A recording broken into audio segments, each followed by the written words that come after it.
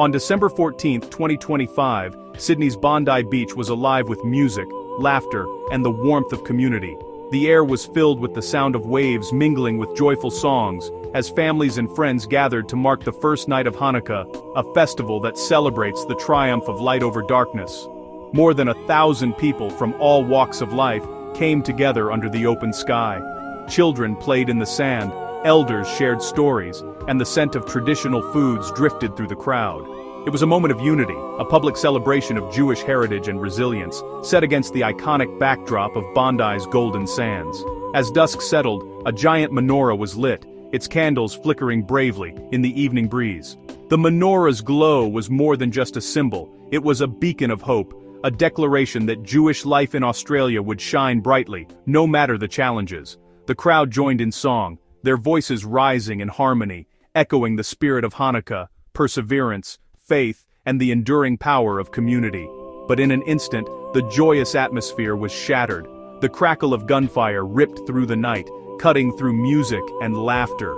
Confusion turned to terror as people realized what was happening, an attack right in the heart of their celebration.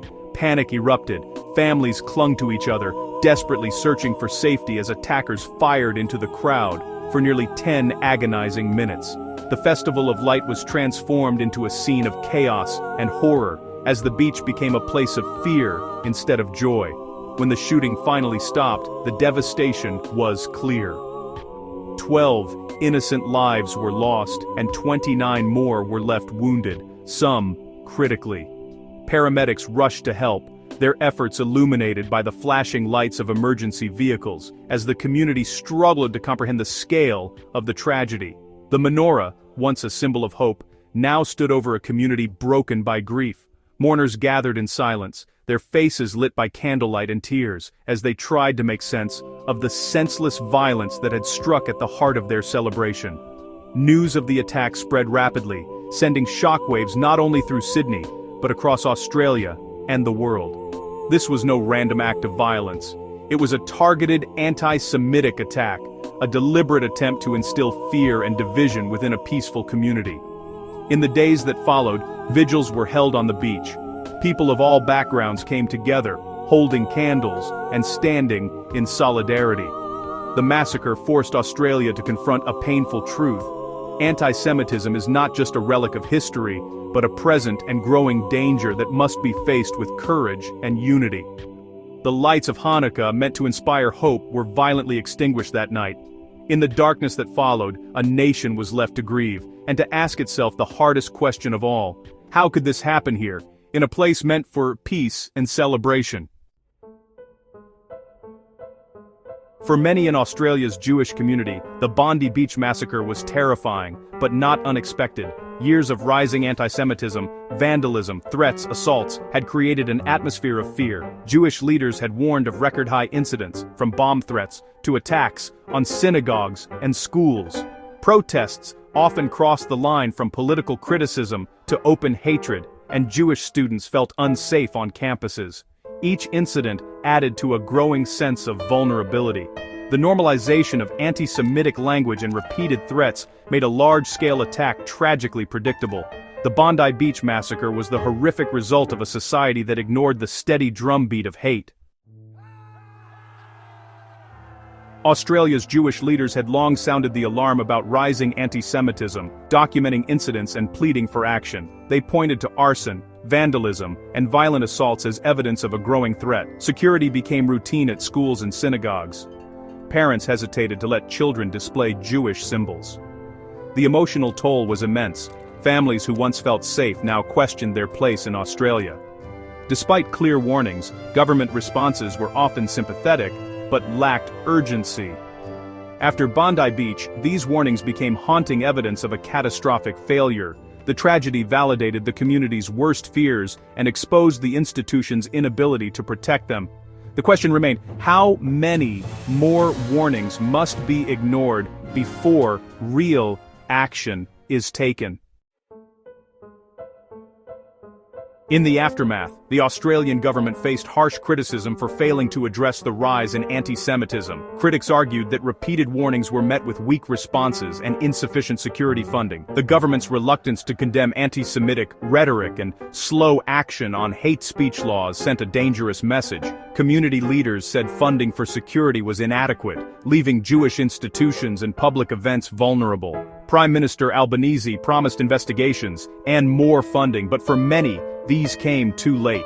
The massacre became a symbol of leadership failure, of prioritizing political sensitivities over the safety of a minority. The tragedy exposed a fundamental disconnect between government words and actions. The Bondi Beach attack drew swift condemnation and solidarity from around the world. Landmarks went dark or lit up in support. Vigils were held in major cities. Israeli officials demanded decisive action, warning that unchecked anti-Semitism had led to this tragedy. The United States offered support, but also used the event to highlight the global rise in extremism. The massacre became a wake-up call. No country is immune to the poison of anti-Semitism. International organizations called for renewed efforts to combat hate and protect minorities. The attack forced a global conversation about the need for preemptive action, not just reaction. The world demanded that Australia and all nations do better. Why do societies ignore the warning signs of extremism until tragedy strikes? Creeping normality allows hate to become background noise, each incident dismissed as isolated. Fear of being labeled alarmist or intolerant leads to reluctance in confronting hate speech. Many believe it can't happen here, fostering dangerous complacency. Political expediency often trumps confronting extremism, sending mixed messages about what hate is tolerated. The lesson from Bondi Beach: ignoring hate is complicity. It paves the way for tragedy. Societal blindness is not ignorance, but often a calculated choice. The Bondi Beach massacre reverberated through international politics, especially in the U.S. It intensified debates within the Democratic Party over Israel and anti-Semitism. Senator John Fetterman warned that failure to condemn the attack's anti-Semitic motives would deepen divisions. The tragedy became a proxy for larger ideological battles, where to draw the line between criticism of Israel and anti-Semitism. On campuses, both Jewish and pro-Palestinian students claimed victimhood, highlighting deep polarization. The massacre was used by political factions to support their narratives, complicating efforts to address the root causes of hate. A tragedy in one country became fuel for global culture wars, making common ground elusive. The Bondi Beach massacre echoes history's darkest chapters, where violence against Jews began with words that were ignored, dismissed, or even repeated by those in power. What starts as hateful rhetoric whispered or shouted in public spaces can quickly become a dangerous tide that sweeps through communities, leaving devastation in its wake. And too often, it is met with indifference. People walk by graffiti, ignore slurs, and convince themselves that these are isolated incidents, not warning signs. This apathy allows hate to fester and grow, unchecked and unchallenged. The pattern is tragically familiar: a normalization of hate, a gradual escalation, and then, inevitably, violence on a scale that shocks the conscience.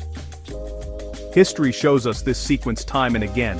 In 1930s Germany, anti-Semitic propaganda and public demonstrations were dismissed as fringe until they became mainstream and deadly. Today, we see similar signs in modern protests and online spaces, where hate is given a platform. Before the Holocaust, society ignored early warning signs, choosing comfort over confrontation and silence over speaking out. Many believed things wouldn't get worse, that their neighbors and leaders would surely intervene before real harm was done. But history proved otherwise. Australia's tragedy, though smaller in scale, follows the same trajectory of inaction. The warning signs were there, but too many looked away, hoping the problem would resolve itself. Only after tragedy do leaders promise change, standing before cameras and crowds to offer words of comfort and resolve. But for the community that has suffered, these words often ring hollow. Promises made in the aftermath rarely address the root causes or prevent the next tragedy. The cycle of ignoring warnings until it's too late is not unique to anti-Semitism. It is a pattern seen in many acts of mass violence against different communities in different countries, across generations. Each time, the pain and loss are felt most deeply by those who saw the danger coming, who raised their voices and were not heard.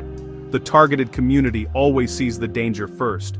Their warnings are society's early alarm, a chance to act before hate turns to horror. We must listen to those voices, not after tragedy, but at the first sign of hate. The lesson is clear. Act early, act decisively, and never let history repeat itself. Only then can we hope to break the cycle and truly learn the lessons of the past. The Bondi Beach massacre leaves us with a profound choice. Do we simply mourn, grieve for the lives lost, and then try to move on as if nothing has changed? Or do we allow this tragedy to awaken something deeper within us, compelling us to act, to ensure that such hatred never takes root again? We can treat this moment as a call to action, a turning point where we decide that silence and complacency are no longer options. Confronting anti-Semitism and all forms of hate is a responsibility that belongs to every one of us. It is not a burden for the Jewish community to bear alone, but a moral imperative for all who value justice, dignity, and peace. When we stand together, Jewish and non-Jewish, people of every background, we send a powerful message that hate has no place here, but words and gestures are not enough. Governments must back their promises with real action, enforcing strong laws, providing protection for vulnerable communities, and ensuring that hate crimes are met with justice. In our schools, we must teach the painful history of anti-Semitism and other forms of bigotry, so that young people understand the consequences of hatred and learn to value empathy and respect. Every citizen has a role to play. We must challenge hate wherever we see it, whether it's in the media, online, or in our own communities. We must confront misinformation, conspiracy theories, and the casual prejudices that can fester into something far more dangerous. Solidarity means refusing to be a bystander. It means stepping in, speaking up, and supporting those who are targeted, even when it feels uncomfortable or risky. No act of hate is too small to confront. Even the smallest gesture of support or resistance can make a difference, showing that our communities will not tolerate intolerance. The true character of a society is revealed not by the existence of extremists, but by how the rest of us choose to respond. Will we look away, or will we stand up for what is right? The memory of those we have lost must inspire us to demand lasting change. To build a world where their suffering is not repeated, and their lives are honored through our actions.